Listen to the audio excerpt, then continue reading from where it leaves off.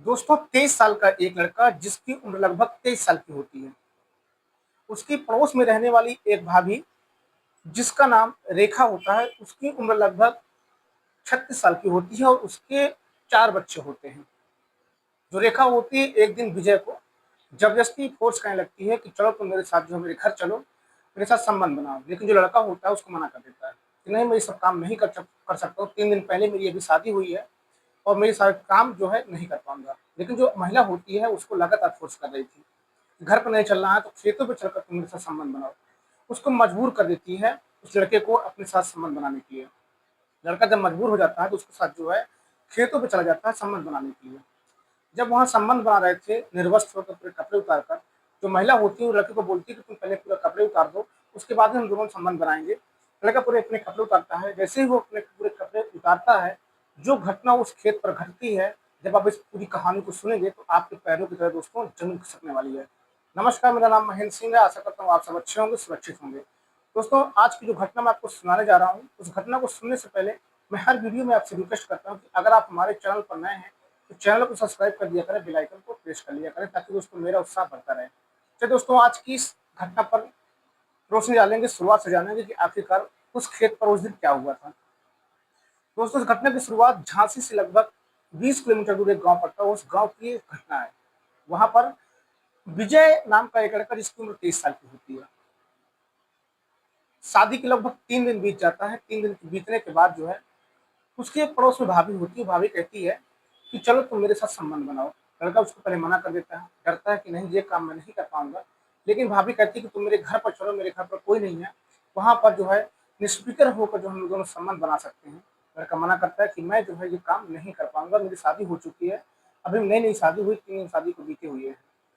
जो औरत होती है वो लगातार उसको फ़ोर्स कर रही थी, ज़बरदस्ती कर रही थी कि घर पे नहीं चलना है, तुम खेतों पे चलकर जो है संबंध बनाओ। लड़का उसकी बात आखिरकार मान लेता है और मानने के बाद वो उसके साथ खेत पे चला जाता है। जब खेत पर चला जाता है तो वहाँ पर बोलती है औरत कि तुम पहले कपड़े उतारो। जैसे वो लड़का अपने पूरे कपड़े उतारना चालू करता है, अपना पैंट उतारता है, ऐसे वो जो औरत होती है उसके प्राइवेट पार्ट पर ब्लेड मार देती है। जब वो तेज़ी से ब्लेड मारती है तो उसका जो प्राइवेट पार्ट होता है आधे से ज़्यादा कटकर लटकने लगता है। जो लड़का होता है वो तेज़ से चिल्लाना स्टार्ट कर देता है खेतों से ही। जब तेज़ से चिल्लाना स्टार्ट करता है तो लोग जो वहाँ के आस-पास और दूर-दूर थे, आवाज़ जाती है तो लोग वहाँ पर भाग कर आते हैं, देखते हैं कि आखिरकार यहाँ पर क्या हुआ है। लड़के के पास जब लोग पहुँचते हैं तो खेत से जो औरत होती है वो भागती हुई बाहर आती है और बताती है कि मेरे देवर ने मुझे जो है ज़बरदस्ती जो है खेतों पे ले गया। मैं बैंक जा रही थी और रास्ते से मुझे ज़बरदस्ती खेतों पर ले आया। मेरा रेप करने की कोशिश किया, इसलिए मैंने इसके प्राइवेट पार्ट को ब्लेड से काट दिया। अब लोगों को वहाँ पर समझ में नहीं आ रहा था कि आखिरकार बात कौन सच कह रहा है। जो लड़का था वो बता रहा था कि जो है इसने मेरा प्राइवेट पार्ट जो है ब्लेड से काट दिया, मैंने ऐसा कोई काम नहीं किया है, मैं इसकी रेप करने की कोशिश, मेरी कोई गलती नहीं है। लेकिन जो आदमी थे कन्फ्यूज़ थे बिल्कुल गाँव के लोग कि आखिर करें तो करें क्या? पुलिस को इन्फॉर्म करता है, पुलिस वहाँ पर पहुँचती है, लड़के को जो है अस्पताल भेज दिया जाता है इलाज करवाने करवाने के लिए। इधर लड़की से पूछताछ की जाती है, औरत से, औरत बताती है पुलिस को कि जो है लड़का जो मेरा देवर है, मैं बैंक जा रही थी किसी काम से, रास्ते में मुझे मिलता है और बहाने से जो है मुझे खेत पर ले जाता है, ज़बरदस्ती घसीट कर ले जाता है और वहाँ पर मेरे रेप करने की कोशिश किया। पुलिस इस बात को मानने तैयार नहीं थी कि आखिरकार ऐसा कैसे हो सकता है? गाँव के कितने लोग थे, तुमको ज़बरदस्ती वो घसीट कर खेतों में ले जा रहा था, तुम चिल्लाई नहीं। और तुम अगर बैंक जा रही थी, तुम्हारे हाथ पर ब्लेड कहाँ से आई, वो भी नई ब्लेड। जहाँ पर प्राइवेट काटा गया था, वहाँ से ब्लेड का जो रैपर होता है वो और नई ब्लेड वहाँ से बरामद की गई थी। सबसे बड़ा सवाल पुलिस के सामने ये था कि ब्लेड कहाँ से आई थी? अब अस्पताल में पुलिस पहुँचती है, उस लड़के से बात करती है कि आखिरकार माजरा क्या है? क्या हुआ था तुम्हारे साथ? पूरा जो है डिटेल में आप बताइए। तो पुलिस को लड़का, जिसका नाम विजय होता है, पूरी कहानी बताता है कि आज से लगभग 6 साल से मेरा और मेरी भाभी जो पड़ोस की रहती है जिसका नाम रेखा है, उनका अफ़ेयर चल रहा था। इनके 4 बच्चे थे और दोनों के बीच में लगातार अफ़ेयर चल रहा था। मेरी शादी नहीं हुई थी इसलिए मैं इनके प्यार संबंध में जो है पड़ गया था, उनसे संबंध बनाया करता था। 6 साल से हमारा यूँ ही संबंध चल रहा था, कोई दिक्कत परेशानी नहीं थी।